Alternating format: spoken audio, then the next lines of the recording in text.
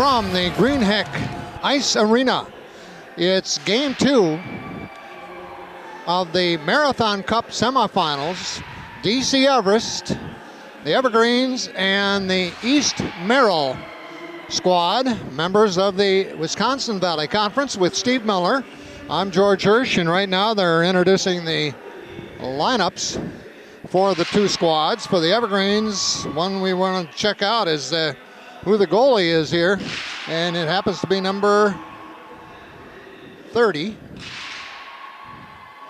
as they introduce the Evergreens. And Steve, we had a good first game.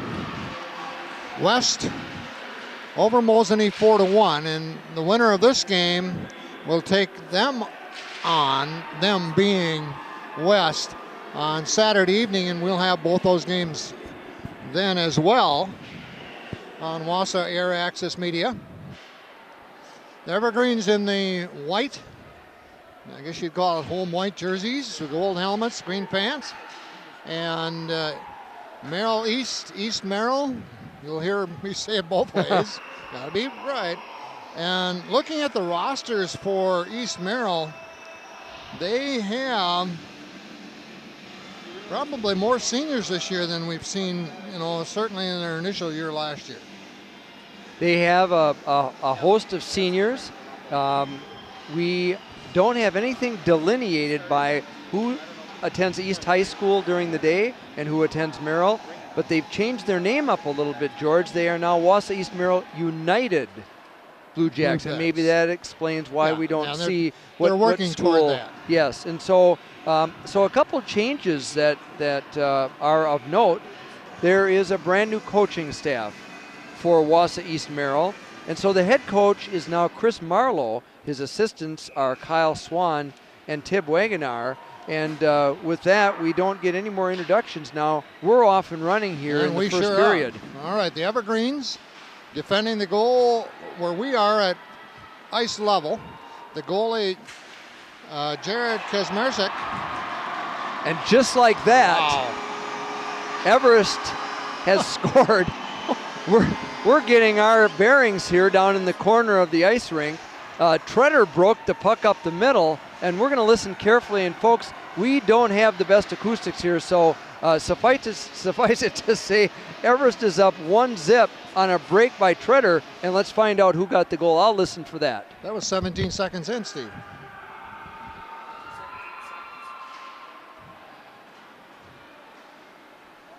So Treader, whose dad was an official in the first game here tonight, and former Everest coach, with the goal. Ty Treader, now a senior. There are 8 seniors on the Evergreen squad. They were the area rep in the state tournament for the first time in their history last spring. And they got in with double overtime wins. And then they lost in the first game in the tournament in double overtime. So you talk about an exciting season last year. They had a terrific season. They were senior laden. They had a goaltender who had played pretty much for 4 years straight in Yankee. And now, so we're going to say that they are in a bit of a rebuilding mode. But regardless, they are on their home ice. They know this ice surface because they're on it every single day. They're up 1-0, 17 seconds into the period. The Evergreens put one up on the board.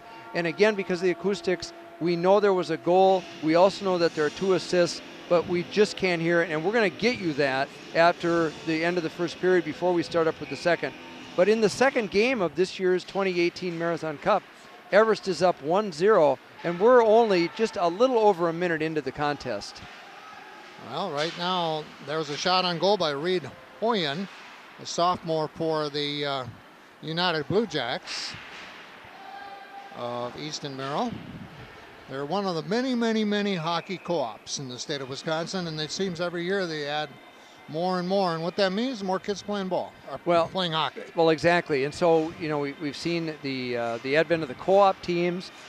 We have a co-op team in front of us tonight. It was to kind of, in so many words, save 2 programs. Yep. So by combining East and Merrill, there are a lot of kids still able to play hockey. Well, off the face-off here. The United Blue Jacks control, keep it in their attacking zone after giving up that quick goal. Just a minute something in. And now the Evergreens, a little dump off leave pass for Ty Treader, who's got that goal. He wears number 7. Down on the other end right now. They move it around along the board. Treader handling the puck. He's one of their letter winners and leaders. Now the United Blue Jacks trying to clear it out. Unable to do so. Nice pass, slap shot. Keeping the goalie on his toes.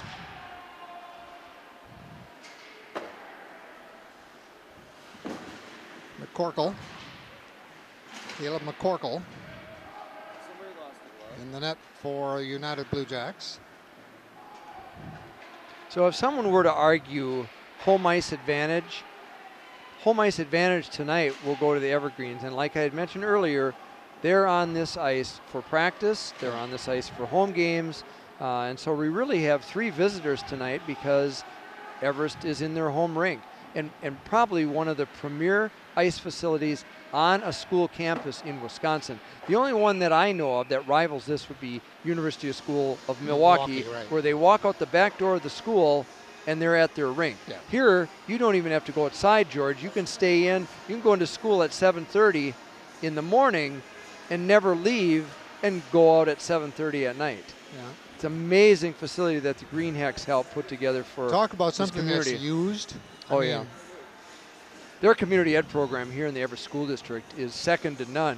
As a matter of fact, they're the envy of a lot of school districts in our area. They have a fantastic community ed program. They have the pool is here, the gymnasium is here, the ice facility is here. Years ago, this was one of our stop-offs on the summer hockey school circuit. Mm-hmm. So you had the ice, you had the pool, you had the dry land training, and then the kids could eat here on top of it. Plus, we had classrooms. All in one. Classrooms all it was the way, unbelievable. Yeah. No, it has been quite an investment in the community, really. Well, the United Blue Jacks on the attack right now. After giving up that early goal, there's a pass in front. Nice defensive job by Parker Hertz. This is freshman. There are some freshmen on the Evergreens' first 2 lines. Well, we talked a little bit about rebuilding, and nothing like having someone play varsity for 4 years. That's a great way to help rebuild that program. We didn't talk about their coaching staff. They're led by Dan Van Slyke, who's been with the program for years, a physical education teacher in the DC Everest District. He does a fantastic job and really rode high last year into Madison to represent our part of the state. His assistants are Colin Helke and TJ Christensen, and they do have a good veteran coaching staff here. Well, a couple of line changes for the United Blue Jacks. And now the Evergreens, as they get to the neutral zone, puck right in front of the Evergreen bench. At the moment, now cleared out by Kyle Jaglinski, another freshman for Everest, getting some playing time. Good D-to-D passing, move the puck up the sideboards and into the zone, and we've got a save for East Merrill United. 12:24 left in the first period. Evergreens 1 and Blue Jacks 0. And so far, so good, George. No penalties, good clean play, and hopefully this game is representative of how these kids can play in the early season, because both teams have just had a couple of games. Everest comes in at unbelievably 0-4. And they don't look like an 0-4 team out here tonight. They are really on the hustle. And East Merrill comes in at 1-1. So 4 games under the belts of the Evergreens and just 2 games for East Merrill. Well, off the face-off, United Blue Jacks get it in. So far, other than that goal with 1:18 in by the Evergreens, they've been back and forth. A lot of transition. Oh. Little forecheck in the boards. Got a few folks in the stands, a little excited. Well, kind of an ooh and on that body check, but that's part of the game. It's a good clean hit. Here's a bullet of a slap shot from the point. That was taken by Jack Piscula. Keep the puck down about a foot off the ice, and that's in the net. Evergreens, Brown behind the net. United Blue Jacks. Wausau East Merrill Co-op prep hockey team. They beat a co-op team in the Eau Claire area, Altoona, Regis, and McDonald, 7-3 earlier in their second game of the year. That was last Friday night, and so that was the first win for East Merrill, and sets them up at 1-1 for this Marathon Cup tournament. And again, early in the season, years ago the Marathon Cup used to be held the week prior to the winter break, holidays, right. and then over the years it just kind of moved up into that first weekend in December. Well, I think part of that is scheduling. Steve, with they're in conferences now that are complete. Well, and like you mentioned earlier, more teams in the state as well. So complicated scheduling, and we've got a stoppage of play, no penalty. We've got a player down. Parker Hurt is down. Not sure if he fell, if he took a stick. But he was a little slow to get up. So we've got a face-off to the right of Kazmierczak, and no penalty. No. Just a possible injury, and I don't see anybody from the medical staff moving that way, so we're assuming he's okay. He talked all the way to the bench with Grant Ortell. So I'm sure Grant was thinking, is he okay when they were doing that? And, I wonder if Grant was reviewing his first aid from health class. What am I going to have to do to help my teammate here? So now we've got a bit of a delay. We have an official over at the Merrill East bench. That official is Scott Swid. He's a veteran referee, has been refereeing for, I'm sure, for over 20 years now. His son is the goaltender for Mosinee. So this stoppage of play, we're still not sure why, but now we're ready for the face-off. I think one of the East Merrill team members, number 14, was over by the Everest bench. Maybe, I don't know, a courtesy call? I don't know. Missed it. Yeah. But we're back in action. Both teams full strength. We're 7 minutes into this one now, no penalties. Everest on the board. Up ahead, Colby Schmidt. Junior. Now they backtrack, back skate, reset. Up ahead, all the way down for icing. In an errant pass, those you want to get those back. That probably shouldn't have happened, but it did, so it's an icing. That brings the Evergreens all the way back. They had a real nice breakout attempt. D to the wing on the near boards here, and just kind of misconnected on that pass going up the left side. But we're back to the right of Kazmierczak. Face off, Dylan Shiro is the center now for Everest. He was in on that face off, and I think we've got a save here for Kazmierczak in the crease. Off that face off. Next face off for the United Blue Jacks on the face off was Christian Matson, one of their seniors, number 18. That was a dangerous shot on a misdirection. Yeah. Goaltender did have his eye on it, but that changed direction in a hurry. Well, Everest skating back. Jonathan Capella's on the defense. Nathan Spooner with the puck. Now picked out of there by Ryan Stevens of the green and gold. This is Stevens, senior. Puck goes all the way across to the far board. Dump back in, behind and around. And a couple of changes. For the Evergreens, number 3 is coming in. Grant Ortel as one of the defensemen. But with it, Ryan Stevens. Now, Brandon Gillick. An aggressive forecheck by Merrill East. They're really putting a lot of pressure on the Everest defenseman and kind of making it difficult for Everest to break out. Even though there are outlets, the defensemen have to handle the puck and move it up to the wing, get it out of the zone. Well, just when you were talking, you could see that. Number 10, Mitchell Kemak, and number 12, Phil Pesey, who's a letter winner, senior, were right up on this end. Well, and there's just some general fundamentals that have to be followed on the breakout, and some of those, from my observation, aren't being upheld. And then that puts pressure on the defenseman to get that puck to the winger and or the center if the center is open. Just a little bit of miscalculation here. Justin Jacobek, senior for Everest, on the faceoff. Still has the puck, trying to clear it out now. Here come the Blue Jacks. They leave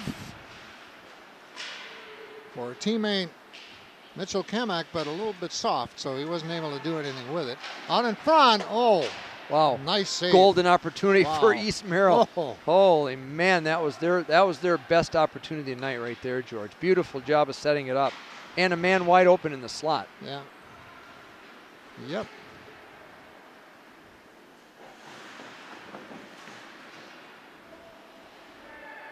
Well, they are in the Blue Jack zone, defensive zone, but East Merrill controls it now. The Evergreens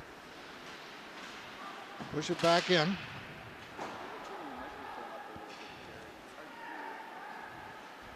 East Merrill setting it up. Far side board.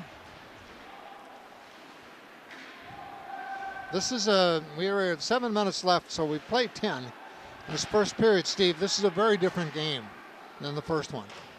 There are just some fundamental things that these two young teams will have to be working on, and obviously they will improve. Oh yeah, surely. But you know, there are two good coaches behind the benches. Chris Marlowe comes from youth hockey. He was highly involved with the girls program in the Merrill area, so he brings experience behind the bench. And there are just some fundamental things that with time will improve. It is early in the season, and that's the thing. One of the things that I always tend to forget is where they left off in March, and now it's early December, and you expect them to play the same way. But then, as you've alluded to, George, the Evergreens have a lot of young kids. It's a rebuilding year for them, and then you got a new coaching staff at Merrill. So those are some of the maybe things that we don't always consider. But regardless, it's been a clean game. Everest is up 1-0 with about 6:35 left in the first. Well, the Blue Jacks have had their opportunities. This one is off the net. And that was right there, and that's within 2 feet of Mr. Hirsch. Thank goodness for netting. And our guest photographer has picked that up. We used to get 50 cents for those to get them back. I don't know what the going rate is now, but so anyway, a terrific opportunity there for East Merrill. And a great save. Steve, when I started doing these games at Marathon Park, I was by the scores table, no net. I can remember when zinging so close, I said a little prayer. Yeah, well, because it was coming right at me. Yeah, my first protection. Yeah, my first year at Wausau West in the program was 82-83, and at that time there wasn't plexiglass at Rink 1. It was fencing. It was steel fencing. And every now and then a puck would get lodged in that fencing, and then you'd have to kind of brush it off, put it back into play. But this is a premier facility with all the amenities.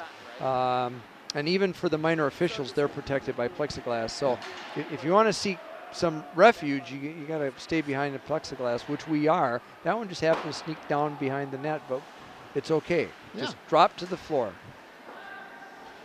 Well, during our little chat here, nothing's really changed other than the puck is down on the other end, and The United Blue Jacks of East Merrill finally cleared up, but then it's icing. It's icing. So, you know, and not to overemphasize the obvious, just some of these things that need to be adjusted, and it might happen between periods.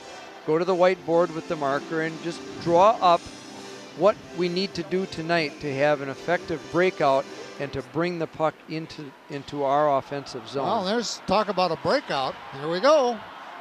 You know what, though? He just did not have control of the puck. No, and it got a little bit ahead of him. But a good play by Kazmierczak. Almost a poke check with his stick to deflect that puck into to the sideboards. But it was a breakaway. He had a stride on the defenseman. Here he comes again. Now it dumps over on the near side, and the Evergreens are able to flip it back on transition. Now, as much as he broke up the ice, he didn't have any wings with him. You got to bring your forwards with you to make it effective. Great attempt by Everest. Good save by East Merrill. There's a slap shot by Ryan Stevens of the Evergreens. Ty Treader. He handles the puck a lot. Ty Treader has seen a lot of ice time. He's been playing since a freshman. His dad, Todd Treader, who has been highly involved over the years, came to Wisconsin from the Minnesota area, from the Twin Cities area. That is in Minnesota, by the way, the Twin Cities. Yes. Not Almond Bancroft, those Twin Cities. We're talking about Minneapolis, St. Paul. Well, anyway, so Todd came to the University of Wisconsin-Stevens Point and was one of the star players for that unbelievable Division III program at Point, and then went on to play some professional roller hockey down after in Florida. that. I remember yes, that. He yes, did. Yes. And so we saw Todd tonight. He officiated the first game and can still skate like the wind. And I see shades of Todd in Ty. Yeah. And a good sized kid as well. So a senior. He has a few points so far this year, but a good hockey family. And of course, we would be remiss if we didn't mention mother. Yeah. Krista Treader, who's right. also the unofficial photographer for the DC Everest hockey program. So we've got a stoppage of play. Both teams are at their benches, and we have 3 officials near the East Merrill bench. No indication of what's going on there. 4:17 left first period, 1-0 Evergreens. They scored at 1 minute, 18 seconds in. And that goal, kind of a surprise right off the bat, but that's so far it's been standing up for them. Well, and again, we'll sort that out for you after the first period, get the official score, and we'll also get saves for you as well and report those out at the beginning of the second period. Well, the saves aren't going to be like our first game tonight, which was what, 52-6? Yeah, that was a real lopsided, ice-slanted kind of a game. This isn't the case. A lot of back and forth, and it's pretty even Steven as we've gone here. Good puck movement by the Evergreens. The wings utilizing the points, and good D-to-D movement on this wide, 100-foot wide ice surface.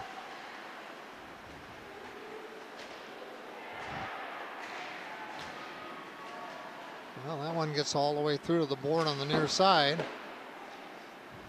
You know, it's like, you watch some of this, Steve, and they know what they want to do, but it takes a little more time than hockey allows. Well, you know, it's got to be an instant kind of thing. Well, exactly. And time is our reality, but you're right. It has to be boom, boom. Things have to happen quickly, and they'll come to that. Oh, yeah. You can see that there's natural ability out here for both teams. Sure. But again, and I'll say this, I hope now for the last time. Yeah. It's early in the season, and maybe our expectations as spectators is a little high, but regardless, it's been a clean game. It's been a close game. And here's Treader again with a puck with a beautiful move. Goal. And he's got it. So it's Ty Treader, as far as I can tell, unassisted. We'll get the official call on that best we can, but we'll let you know about that after the second period. Beautiful move by Ty Treader. A little bit of a deke on the goaltender. And Treader, captain Ty Treader, makes it 2-0 Evergreens in this first game. So with almost just a little better than 3 minutes left in the first period, Everest, the home team, on their home ice makes it 2-0. Great goal. And you know what? That was an easy one to call because you could see it coming. Now play continues. Steve's trying to check on the scoring. We know it was Treader with the shot. It sounds like there's at least one assist. Okay. And I couldn't make a number out of it, and I think maybe there's a second assist as well. But anyway, we know Ty Treader scored the goal, making it 2-0. And the Evergreens, actually they've got a full line out there now with Treader and Stevens, number 12, number 10 just off the bench, Brandon Gillick, good sized kid, 6'2".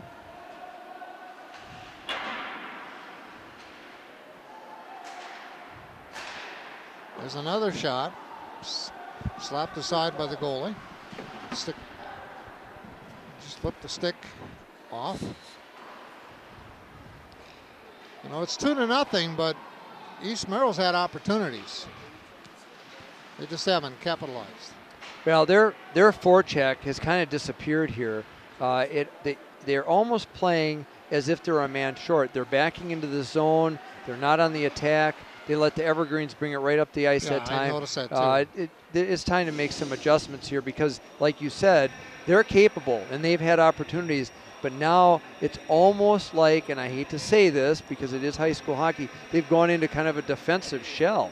Well, unless you're attacking, you're not going to put the puck in the net. So they might have to come down to a dump and chase game to get the puck in. But for right now, they're almost backing in on top of their own goaltender, which is a bad position to be in.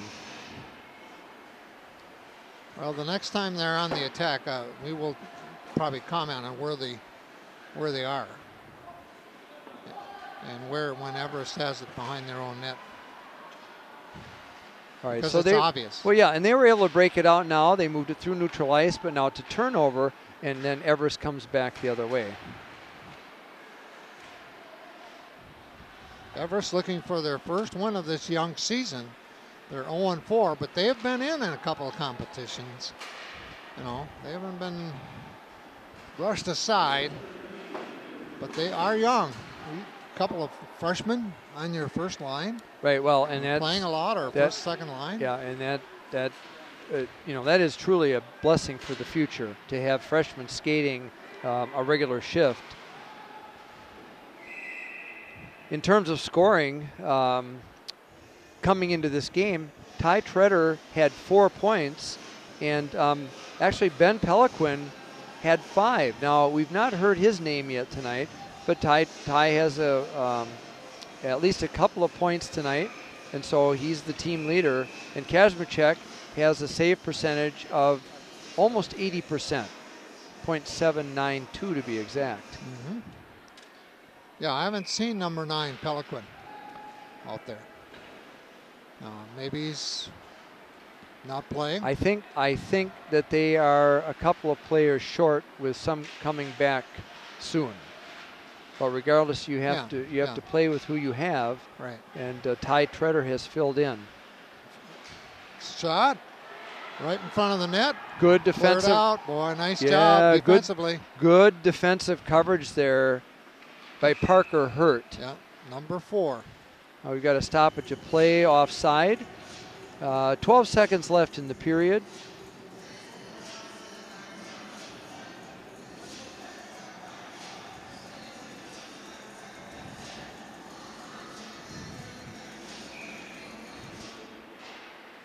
On the face-off, East Merrill controls. We're down inside 3 seconds. Puck along the board, and that's it. We've played one from the Ice Arena Greenheck Fieldhouse, and the Evergreens have a 2-0 lead over East Merrill United Blue Jays. With Steve Miller, I'm George Hirsch, and we'll be back with the first period stats and period 2 next. Back at the Greenheck Fieldhouse, the ice arena with Steve Miller. I'm George Hirsch. And Steve, we had 2 goals in the first period as Everest leads the East Merrill United Blue Jacks 2-0. How about those goals? Well, let's do a little recap on what happened during the first period. You mentioned, George, 2-0 Evergreens. Let's go to the saves first. Okay. So saves in the first period for DC Everest, Jared Kazmerchek, 3. And for Wausau East Merrill United Blue Jacks, Caleb McCorkle had 7. Scoring in the first period went as follows. For the Evergreens, the first goal of the evening in the second game of the Marathon Cup was scored by number 3, Grant Ertl, with the assist going to number 7, Ty Treader, and to number 2, Justin Jakubek. The second goal of the night for the Evergreens was scored by Ty Treader, and that assist went to line mate Justin Jakubek. So 2 points on the night for Ty and for Justin, and we're off with the Evergreens on the attack to start the second period. George. Well, the Evergreens, as you said, are right back across the blue line. Shot, rebound, defenseman poked it out. Yeah, and almost a replay of what happened in the first period with a quick goal for Everest by a great save by McCorkle. Well, they've got it out in front again, and this time they miss, and it's still out in front. Now cleared out by the United Blue Jacks. Cross-ring pass, intercepted on the transition coming toward us as we're looking at this at eye level. The Evergreens number 3 is Grant Ortell. Junior, wing, forward. Little movement for the puck along the boards as the second period just underway, 1 minute in. Pretty good crowd on hand here. Excellent hometown crowd, and the longest drive of the night is for those folks living in Merrill, and not bad. So within a half hour or less from Merrill to the Evergreen Ice Arena. Nice little trip down the highway, and we do have a nice crowd tonight for this Marathon Cup that started in 1977. Well, Ben Peliquin is now in that center on the faceoff for the Evergreens. Where's number 9? Peliquin coming into tonight was the leading scorer, and so he's on the puck. Good forecheck by the Evergreens. Everest still on the attack. Shot off the pads of the goalie, McCorkle. Kept in. Backhand pass to Peliquin. Peliquin pivots. Gets it back out to the... Oh, off the pads, a goal. Yeah, nice shot to the net. Evergreens move up 3-0. Good pressure applied. I'm not sure McCorkle saw that, George. No. There looked like there was a little bit of traffic and a potential screen in front of the net. Nevertheless, Everest puts another one on the board, and we're at 15-15. So a minute 45 in. The psychology of this is that within the first 2 minutes of a period and the last 2 minutes of period, the last thing that you want to do defensively is allow the other team to score, because that's a real psychological differential. Well, part of that, Steve, is like so many sports, it's a timed sport. You know, it's not like 9 innings in baseball or something like that. So you know that time's going to move away from you, and the opportunities are going to be less and less. So now down 3-0, you know, they got to take it one at a time. And that's also a psychological edge for the Evergreens. Yep. They're at home. They're 0-4. They've been in close games, as you've mentioned. And not that this happens in every Marathon Cup, but as many of these as we've watched and as many of these as we've done, you almost throw the records out and let the kids play. And again, there's been a lot of good back and forth hockey and 2 young teams here, to be quite honest. Well, the last game, the Evergreens, I've been told, had 4 freshmen on the ice at one time. Okay. And let's take a peek at that 3 and 4 years from now, or well, 3 years from now when they're seniors. Yeah. Well, and you know, they're coming off of a state tournament appearance, first time in their history last spring. So you talk about turnover. And I think we mentioned rebuilding. Yeah. And that's, you know, kind of beating a dead horse. But so far, they've done a terrific job. Yeah, and they've been in charge here. Yeah, and East is having opportunities. And here they are moving the puck head and giving it up in neutral ice. Quentin Shiro is number 15, handling the puck for the Evergreens across in the neutral zone. Now he's got somebody up against the boards. The ref was right there. We've got a penalty. We've got a penalty coming on the Evergreens. Yeah. Well, he was right there watching. Exactly. A couple feet away. Yeah. Don't do something wrong when the ref is right there. Golden rule. Whether it's football, whether it's hockey, whatever sport. And I'm not saying to be sneaky about it, but he just got caught.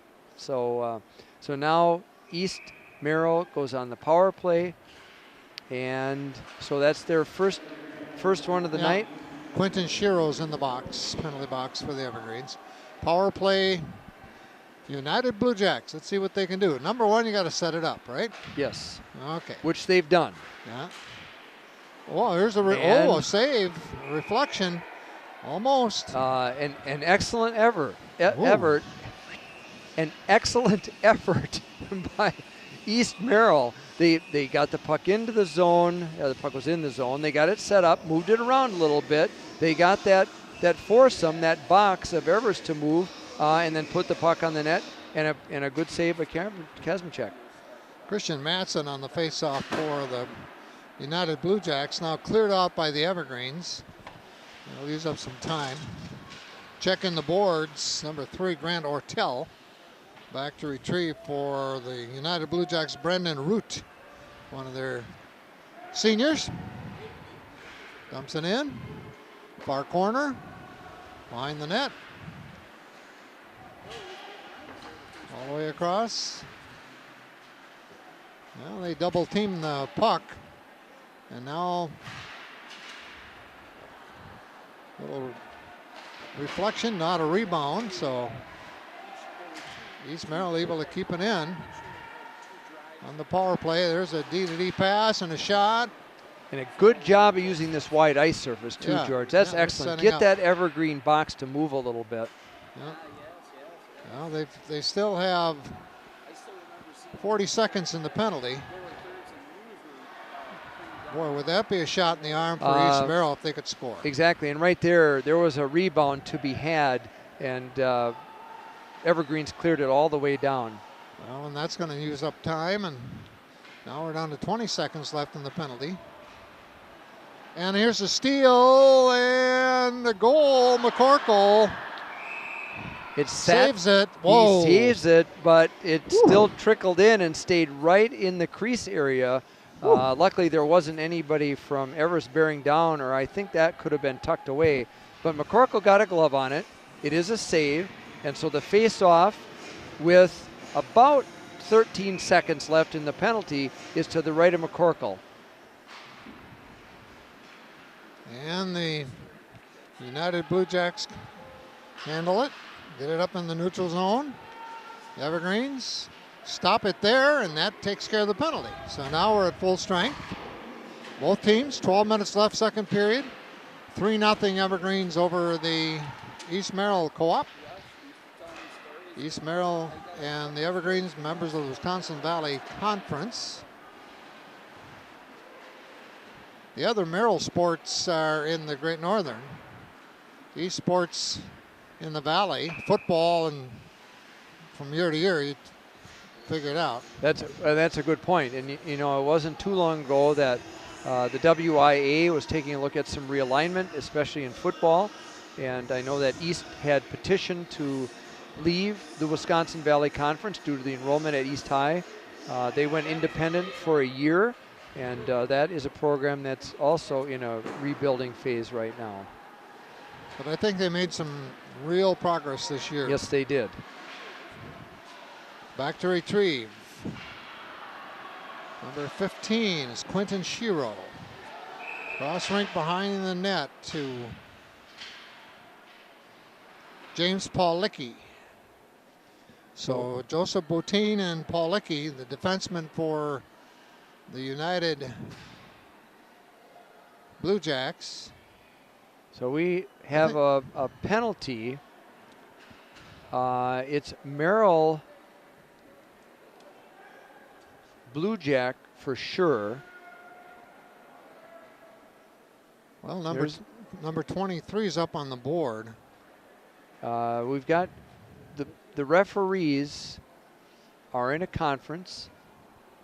They're in the referee's crease, not sure what the discussion is. Well, it looked to me like one of the Merrill East kids thought, I'm going to the box. Well, kind of headed there. And I just wonder if the call is checking from behind. We haven't seen, the official hasn't indicated by his hand signal what the call is. So we'll see, and we'll see if we can hear it. So now referee Swid is going over for an explanation on at the east bench. Okay, now this makes more sense. Number 15 is also in there. For the East Merrill team, that's Boutin, a senior, Joseph Boutin. He headed for the penalty box, and then everything stopped. And I now saw he's up on the board. Right, and I saw the official motion to him that he was going over. So, all right. So it looks like we have a 5-minute penalty. That's on Shiro. Okay, so we've got a 5-minute, and we have a 15. Number 15 has a 2-minute penalty. So that was part of the discussion, sorting that out, and we'll see if we can pick up what's going on. Well, now it's 4-on-4. So on this size ice, 4-on-4 opportunities.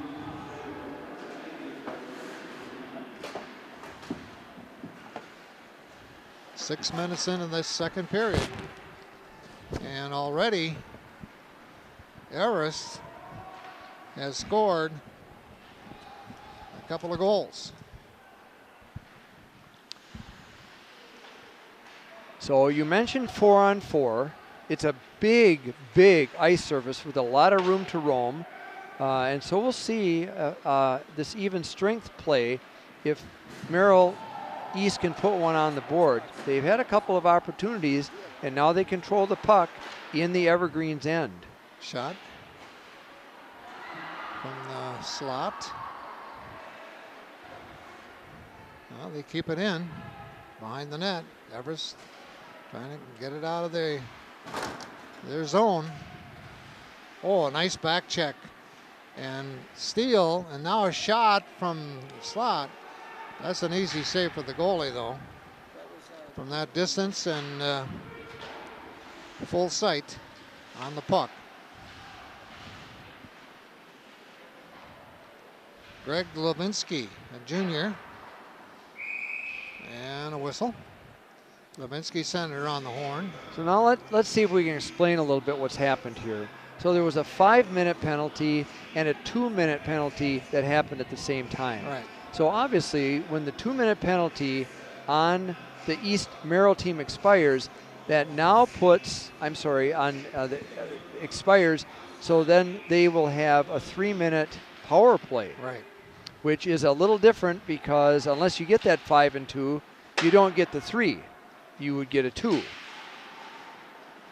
Well, the United Blue Jacks all the way around behind the net.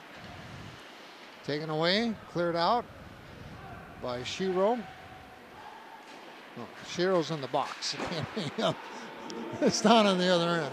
No, you were right. That was Shiro. Shiro. That was Shiro. Yeah, he was in the penalty box before. That's where that comes from. Okay. In play. Now it's a power play. United Blue Jacks, East Merrill team, 5-on-4. Let's see if they can do something with it.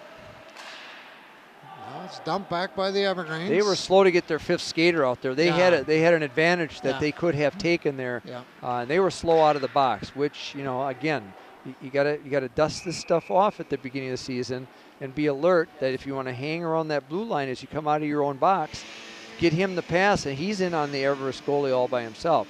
So 2:23 left in the East Merrill power play, and they have had little success tonight. As a matter of fact, they have had no success tonight in putting the puck in the net, and this would be a great opportunity for them to put one up on the board. Ty Treader, and Brandon Gillick are in there for the Evergreens now on this penalty killing unit. A couple of the experienced players.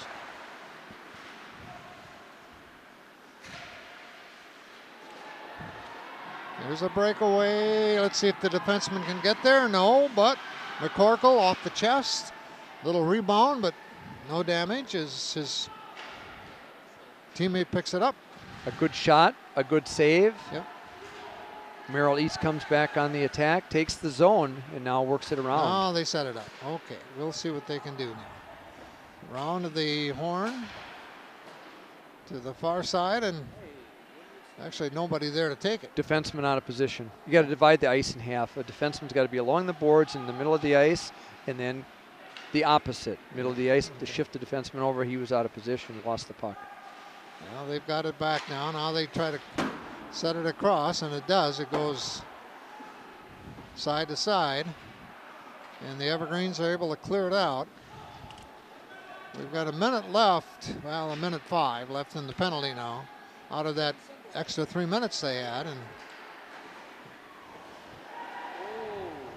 they're trying to set it up. Conceptually, they know what to do. Yeah. They're just having a little trouble with the puck on the stick, and Everest has been good on the penalty kill, and here they are on the attack, 4-on-5.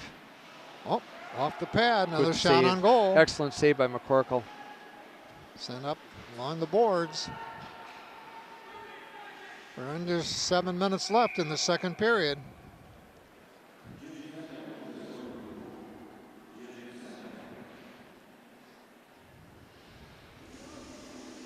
A lot of changes here. Line for the United Blue Jacks. The line comes out. Includes Mitchell Kamak. Number 21, Brandon Harsh. Number 9, Brandon Root. Number 24 with the puck, Greg Levinsky. And number 10, McCormick. Has it taken away and sent down the ice, and that'll take care of the penalty. And that's it. We're down to 7 seconds, and the Blue Jacks continue to move the puck ahead and out of the zone, but haven't taken it into the Evergreens end. Both teams full strength. Yep. And the Evergreens, 2-on-2 shot, rebound off the pads in the front of us here at ice level. Another save for McCorkle. Nice effort down here by Dylan Shiro. He's all over the place. He's on the puck. He's off the puck. He's on one side of the rink. He's on the other side of the rink. Yeah. He's had quite a shift here, and probably about time for him to get off. But good job on the forecheck by Shiro. And here he comes right down the middle. Yep. Number 13, our Parker Nitschke is in there for Everest, replacing Justin Jakubek. Well, I don't see any arms up, so everything's okay. No, it is okay. The only thing that's happening now is players are a little bit out of position and a little bit too much time in neutral ice. But with that said, great shot and great save. That was Grant Ortell. Grant took a good shot. McCorkle had a good save. We're down to 5:05 in the second period. Second game of the Marathon Cup 2018 edition. Great to be with you. We appreciate you watching this rebroadcast of the Marathon Cup, brought to you by Wausau Area Access Media, under the direction of David Dickinson, and supported by the city of Wausau. Mayor Milkey and the City Council, we really appreciate the work that they have done as the City of Wausau brings this extra special service to our community. So thanks to everybody. And George, great hanging out with you for this 2018 version of the Marathon Cup. Well, this is our second game. In the first one, semifinal of this Marathon Cup, it was West over Mosinee. What was that, 4-1? Sounds right. Anyway. It was the same night, wasn't it? Yeah, same. It was the same night. Yes, yes. 4 minutes, 15 seconds left. Officials have the puck. We'll go to the other end. Some line changes. Ben Peliquin is back in there for Everest with his line. For the United Blue Jacks, Brandon Root and his group in there. And that includes number 17, Ian Raditz, one of their seniors.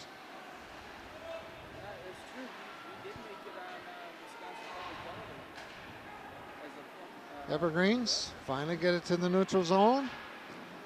And they dump it in. Comes around. With a wing coming hard to the puck that was dumped in. Yeah. And went around the dasher and came out on the other side. That was a good play by the Evergreens to get the puck in the zone. Now they're gonna have to work it because the Blue Jack defensemen are interested in moving the puck out of the zone. And they do.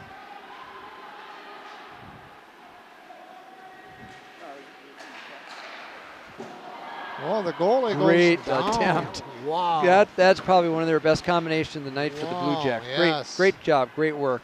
Yeah. That has to be encouraging when they see those. But see, that's what happens when you pass the puck. Yeah. When it's one guy who carries it up the ice and loses it, but when two guys carry it up the ice and can pass it back and forth and make that kind of thing happen, that's what the name of the game is. And so many times, especially in this period, it seems like one person takes the puck, moves it ahead, loses it. In transition, the other team comes back. That was a great effort that time. It's probably the best one we've seen. On the face-off now, Phil Pesey, number 12. Defenseman Ian Raditz on one side and Greg Levinsky on the other for East Merrill.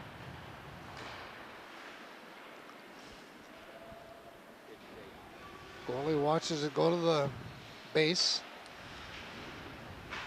On the boards. Okay, another save. One thing I've noticed with McCorkle, Steve, the puck is coming off of him. It's rebounding. He just popped one out off the pads. Yeah. He has to control the rebounds. Yeah. Now, and I would agree with you, his job is to stop the puck, control the rebound, either get a stoppage of play or get it off to the side so that the defenseman can move it out of the zone. So you're right, George. He has to work a little bit harder on controlling those rebounds. And just this last time down, he put a rebound out about 6 feet from the net in an area that wasn't a safety zone for him. Well, there's East Merrill with a goal. On the board. Yeah, you could see that for coming. them. They worked hard for that one. Yep. So now it's 3-1. 2:06 left in the period. And like we have mentioned numerous times in this game, we'll do our best to get the official scoring between periods, but suffice it to say, the Blue Jacks worked hard. Yeah, and that time they had the combination in front of the net. Right, and they kind of swarmed down there, which is a great morale booster. Just coming up on that crazy 2-minute mark again. I was going to mention that. You talked about the 2 minute. Well, it's 2 minutes, 6 seconds left. So let's see now how motivating that is. We got a little bit of a holdup again. We got some players at their benches. We have the captains outside the referee's crease. And we have the two referees in with another discussion. So now, are they sorting out goal and assists? Has there been a penalty assessed? Is there something that's going on that we didn't see? And of course, they have the Jeopardy music in the background as we're waiting and waiting and waiting. This is like, what's that last round of Jeopardy? Final Jeopardy. We're in Final Jeopardy right now. I don't know what we're in, but anyway, what we know we have is we have no goal. So that's the discussion. So the goal is waved off. So now what does that mean? Does that mean a person was in the crease? Does it mean the net was knocked off its moorings? The goal was knocked off? My guess is there was a player in the crease. Well, and that could have been because it was crowded. Well, that's too bad. Oh, wow. You know what? The Blue Jacks worked hard for that one, and I'm not saying that it didn't happen, but it's unfortunate that it did happen. Right. And we do have 2 veteran referees out there tonight, and I totally trust their judgment. And it doesn't matter if we trust their judgment or not. They're making the calls, and they nullified what apparently was a goal. But here's East again on the attack, and unfortunately they lost the zone. D-to-D pass, move it ahead.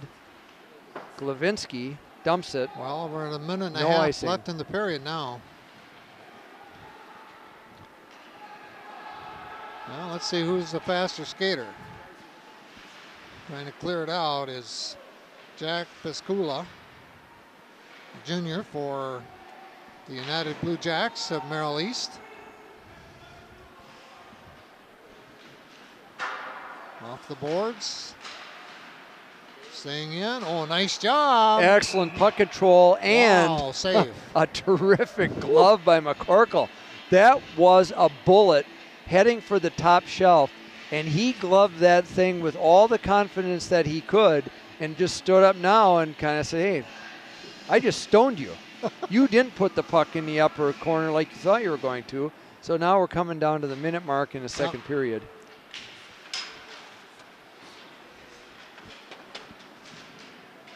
Joseph Boutain, you talked about him before. He's physical and good size. We have the height and weight for the Evergreens, but not the East Merrill kids, skaters. Shot off the pad, near side. Trying to clear it out. Brandon Root sends it down. Well, this is East Merrill's last opportunity probably of the second period as we're down to 22 seconds. And they have it in front of the net. Excellent shot from the point by the Blue Jacks. There was a good opportunity right there. That was a rocket of a shot. They clear it out, 10 seconds left. There's another opportunity. Another shot. And a good save. Here's another situation though, Steve. He had a partner coming down the other side all by himself. Kind of been saying that. I mean, he was there. There are 3 forwards and there are 2 defensemen, and if you can see someone out of the corner of your eye, move the puck over and then expect to get it back. Yeah. It's not getting rid of it, but sometimes some players don't want to get rid of it because they fear they're not going to get it back. However, with accurate passing, it should be back and forth all the way down the ice. And that's an effective attack. Well, they had their opportunity. Yes, they did. He had the puck. He had control.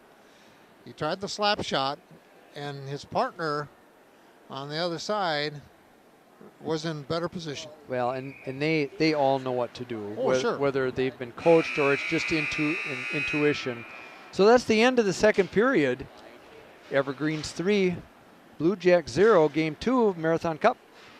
Well, we'll have the scoring and the saves and all that stuff for you when we return. We are back here at the Ice Arena at the Greenheck Fieldhouse, and we've played 2. One more to go in this semifinal as out of the locker room come the Evergreens. They have a 3-0 lead on the East Merrill United Blue Jacks. And Steve, we had a clarification on that waved off goal for East. Apparently there was a whistle. There was a whistle and a signal almost simultaneously, but the goal was waved off because the whistle came before the indication of the goal. So that was sorted out, and you're correct. So sadly, it wasn't put up on the board because it wasn't a goal. But we do have some scoring to talk about, and we want to kind of recap that for you. We have in the second period, the goal scored by DC Everest was scored by number 11, Brady, Bunnell, and the assists, there were 2, going to number 4, Parker Hurt, and to number 9, Ben Peliquin. So that made the score 3-0 Evergreens. Saves in the second period for DC Everest, Jared Kazmierczak 7 for a 2-period total of 10, and for Caleb McCorkle from East Merrill United 13 for a 2-period total of 20. Okay. So that rounds out the scoring, and there were a couple of penalties as well to talk about. We had an elbowing and a checking from behind, which was that 5-minute penalty, along with a roughing at the same time. Coincidental penalties, one a major, one a minor, and that was... Well, there you go, another goal for Everest. That was the end of the second period, scoring and penalties. So Everest gets goal number 4, and again, we're under in that 2-minute range. That psychological hard spot to be in, especially if you're the team. And only 35 seconds in. Yes. What happened there, I was watching the action, Steve. There were no defensemen helping the goalie. It was like 2 people back and forth and no defenseman there to help. Well, and it's not just up to the goalie. The defensemen have to help. The forwards have to help. Okay. So coming up on 16 minutes, it's 4-0 Evergreens, and there's always time. But given what we've seen, it'll be a real uphill battle for the Blue Jacks. Well, after they thought they had a goal to get within 2, a couple of minutes later, 3 minutes later, they're down 4. Well, and Everest really has doubled them up shot-wise, a little bit more than doubled them up. Yeah. Well, the Evergreens control most of the face-offs, and this one included, so they keep it in their attack zone. They just, and the Evergreens, their wings and their defensemen, they're up in their attack zone. I mean, they're not dropping back until they need to. Well, and that's smart play. Don't go to your next spot before you need to go to the next spot, if that makes sense. They've been doing that since, I would say, after the first feeling out time, maybe the first 5 minutes. Mm-hmm. Couple of line changes.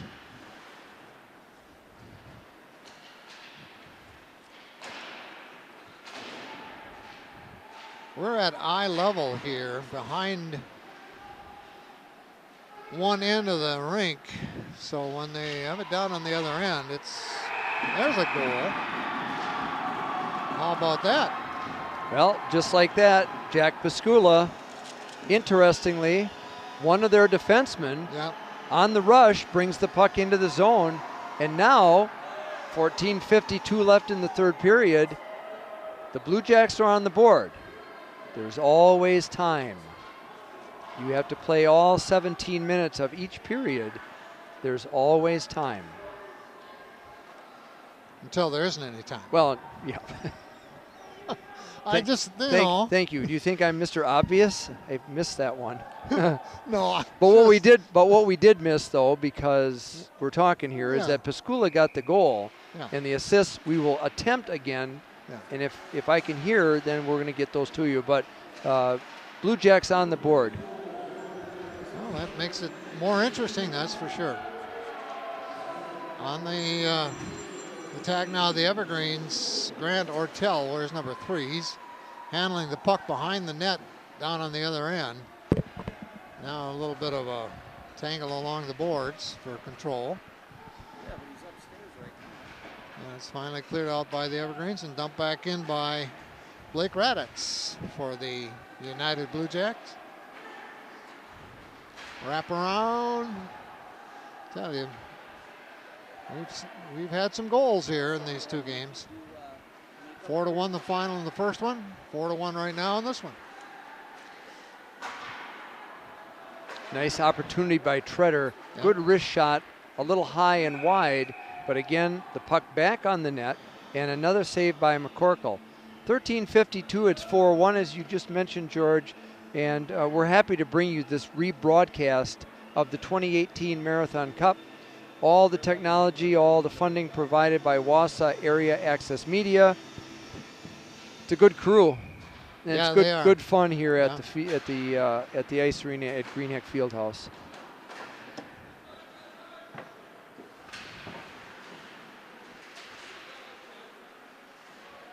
Battle for the puck on the side of right in front of the East Merrill bench, and they're still trying to get it out of their zone.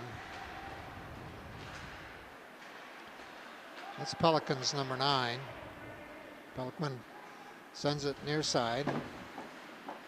He hustles all over the ice. Yeah, he does. He's all over the place.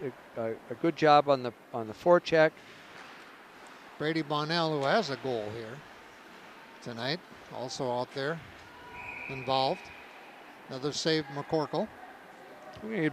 Both teams doing a kind of a wholesale line change here, using the whistle. We really haven't talked too much or seen a whole lot of changing on the fly.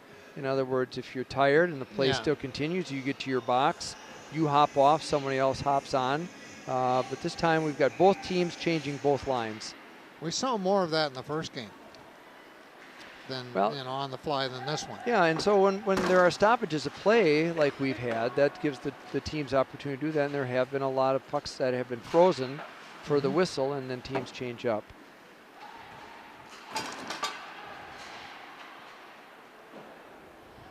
Well, the puck comes, I think, off the goalie's glove, but off net.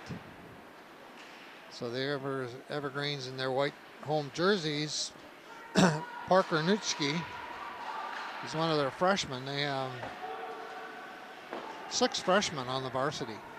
4 of them play regularly.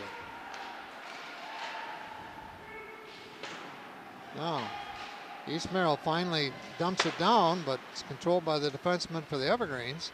And they pass it up ahead in the neutral zone and dump it in. Brandon Gillick.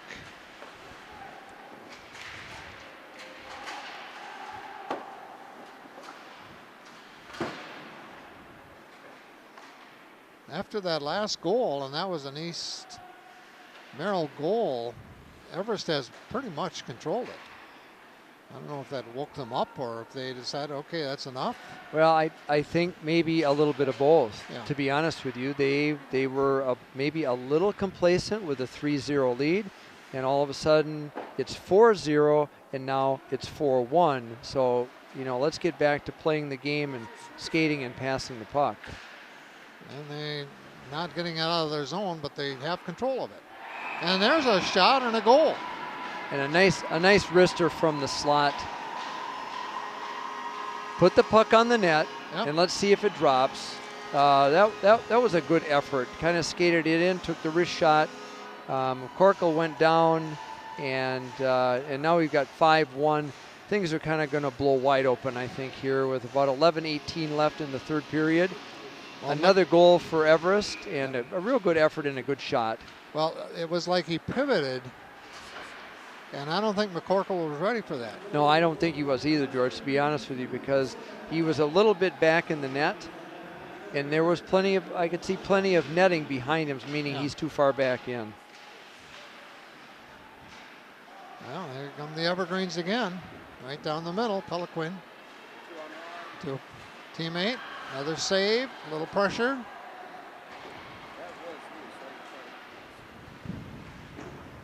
This for East Merrill and for Everest too, for that matter, is playing time for kids. Well, exactly, and again, for the umpteenth time, it's early in the season. Let's get them as much ice time as possible, because that way we'll only improve during the course of the season. And you have to improve as a team.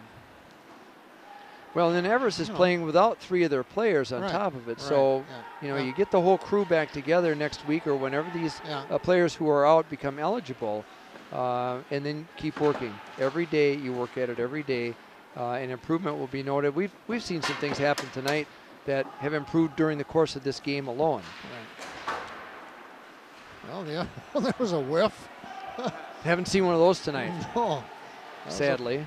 I mean, we don't want to see it happen. Eddie Zinda, one of the freshmen, he whiffed and he sat down. Well, pressure being applied by the Blue Jacks. Good forecheck. Forecheck, yeah. Excellent job. This is their first really threat here for quite a while now. Good job on the attack this time. Yeah. Well, Evergreens. That was a nice move by the Blue Jacks to get it out of there. Excellent, and they're back in the zone just like that. Just back to but they lost their pressure though. They had it in the zone. You got to apply pressure to those defensemen, make them give the puck up. Skating with it now for Everest to Kyle Jagzinski.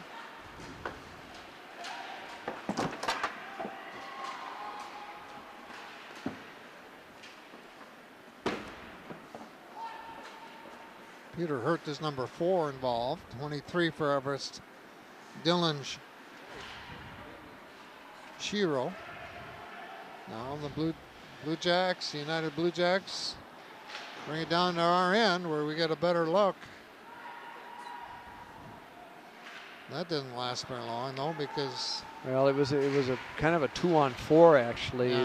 The Blue Jacks 2 forwards are attacking 4 Evergreens. Whoa.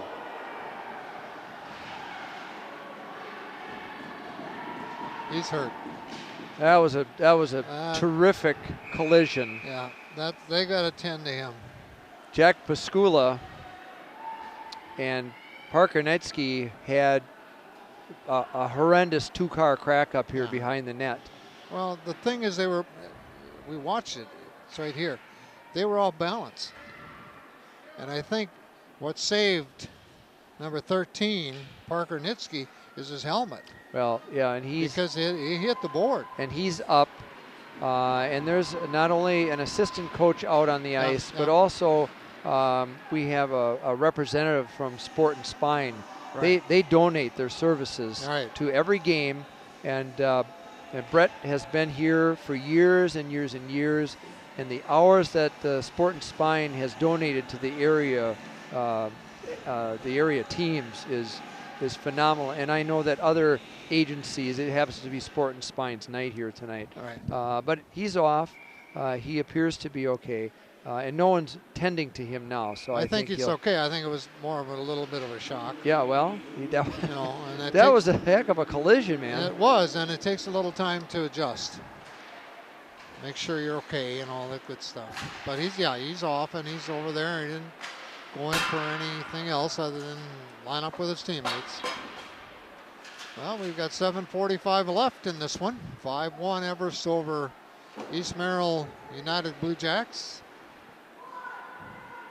The finals come on Saturday night, and it looks like it'll be West and Everest, as it typically has been for a while now in the finals. And the Blue Jacks will take on Mosinee.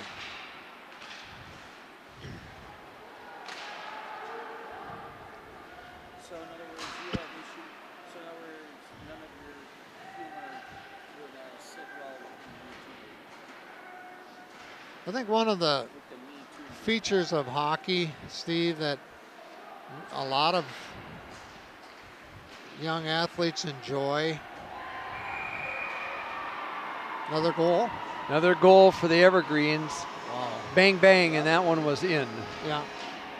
The goalie looked at his glove, thought it was in there. No, it's not. No.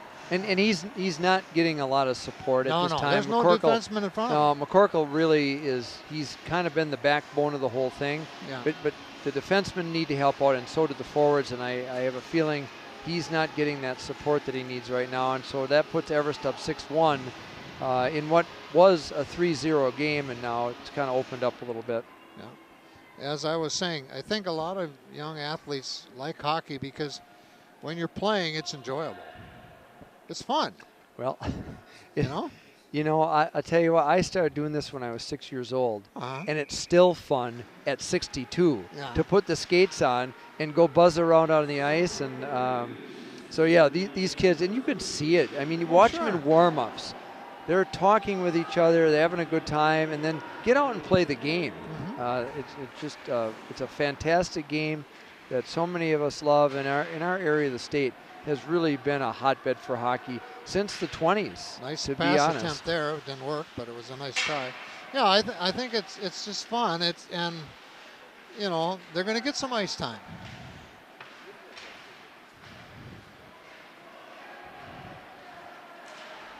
They know going in where they are on the team in terms of line, how much ice time they're probably going to get, depending on the game, score, competition, everything else. But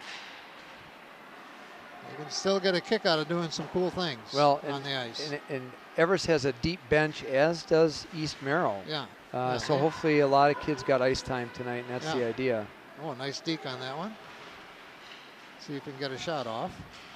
Whoop. Okay. He didn't have a wing with him. He didn't have a forward with him. That was Paul Lickey. James Paulicki with it, 14. Now on the transition for Everest, Quentin Shiro, Jr. Good puck handler. Likes to mix it up. Oh, great nice attempt. Try. Excellent job by Jared Heller. Carried the puck in, made a great move in front of the net, just missed the net. Yep. And then going back the other way, Evergreens had another opportunity to save by McCorkle. Underneath the pad, 5:08 left, George. Second game, Marathon Cup 2018. Been fun to watch, a lot of back and forth. Scores a little lopsided, but then again, Everest has doubled up on the shots on goal, and they were able to score. Yeah. And there's a tendency once it starts, it's like the rock is going to roll. I mean, it's just going to go. East Merrill has, that one goal taken away, basically. Yes. That, instead of being 3-1, it was 3-0 going into this period. Now, Everest has outscored East Merrill 3-1 off the net. Face-off coming up in this third period in about 12 minutes. So, scoring has opened up. There have been opportunities for the Blue Jacks. That would have been one right there. All right. Got to bring three guys down the ice together. The more that you can do that, the better the opportunity you can score. Well, Everest finally clears out a face-off in their attacking zone. A shot. Oh, another goal. On the rebound. We talked about those. Yep. Lucky number 7 for the Evergreens tonight. They're kind of blowing it open here. A great initial first save off the shot. Rebound was there. Popped in for the goal. And that happens so quick. The goalie really doesn't have a chance to adjust. It's in the blink of an eye off a rebound. And it can be so damaging.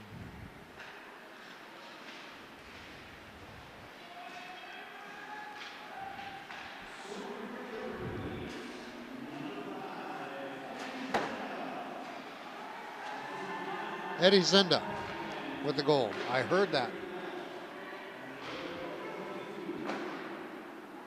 Eddie Zinda got the goal. I don't know about the assist, Steve, but give one to Eddie.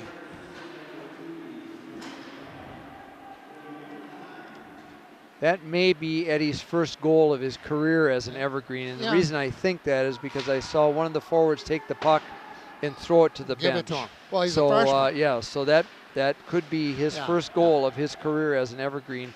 Right. And what a great thing to have that happen during the Marathon Cup. Yeah. 5th game of the year. Yeah. Well, they've got 6 freshmen suited up, and 4 of them have seen ice time tonight that I know of. And I don't know about the other 2. And that's their future. Yeah.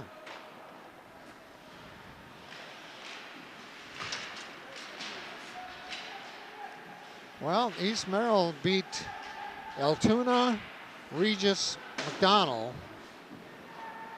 Regis Eau Claire, McDonald, Chippewa Falls Catholic High Schools.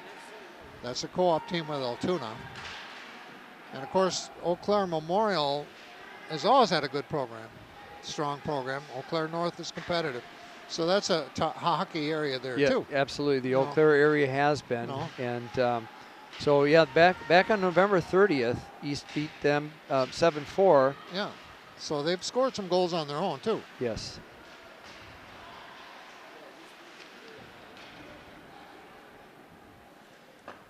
Well, the puck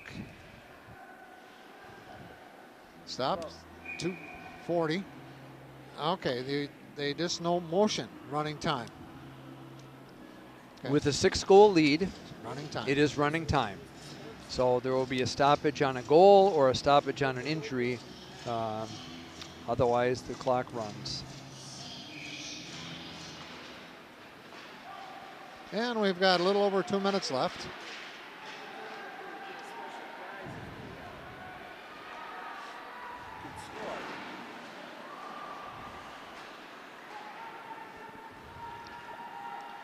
Here's your, well, see, here's what happened.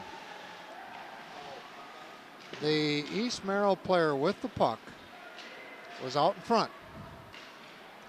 Three of his teammates were watching. Right. Well, they were watching. And the old line from the coaching staff would be, you have to play the game, you can't watch the game. And so that at that point, when your forward, your line mate is carrying the puck, you're going to have to cut hard to the net, and hopefully he'll dish it off to you. And you're exactly right, George. That was an excellent observation about some things that we have seen during the course of the game that need to be adjusted the next time that the Blue Jacks practice. Well, they have a new coaching staff and very qualified, and I'm sure they're going to do the best they can. They have some good basic fundamental skills. Sure. There just needs to be some fine tuning, and again, well, it's a team sport after that. Yes, it's early in the season, and we can't be too critical. And with freshmen out there, we've seen some real good things from the Blue Jacks, which is encouraging. So under a minute now, we're down to 45 seconds. Running time makes things spin a little bit quicker, obviously. No whistle or no stoppage at the clock at a whistle. You can see the Evergreens like one more. There's a shot, but the defensemen are there this time for the United Blue Jacks, and they'll clear it out. Off the board, a whistle, clock keeps moving. We may have a face-off yet, maybe not. Depends upon how fast the official skates to the... Well, it's not only the linesman, John Gehring, who's doing his second game tonight now. He's done back-to-back. He's made a mitten full of money tonight. And that's it. Okay. So, our final in the semifinal, game 2, DC Everest 7. East Merrill United Blue Jacks 1. Saturday night, a couple of nights from now, it'll be the Blue Jacks and the Mosinee Indians in the consolation at 5:30, followed by the Evergreens, and winner 7-1 here tonight, taking on the Wausau West Warriors for the Marathon Cup. And it belongs to West at this time. For Steve Miller, I'm George Hirsch. Hope you enjoyed our rebroadcast of prep hockey from the Greenheck Ice Arena this evening. Until next time, take care.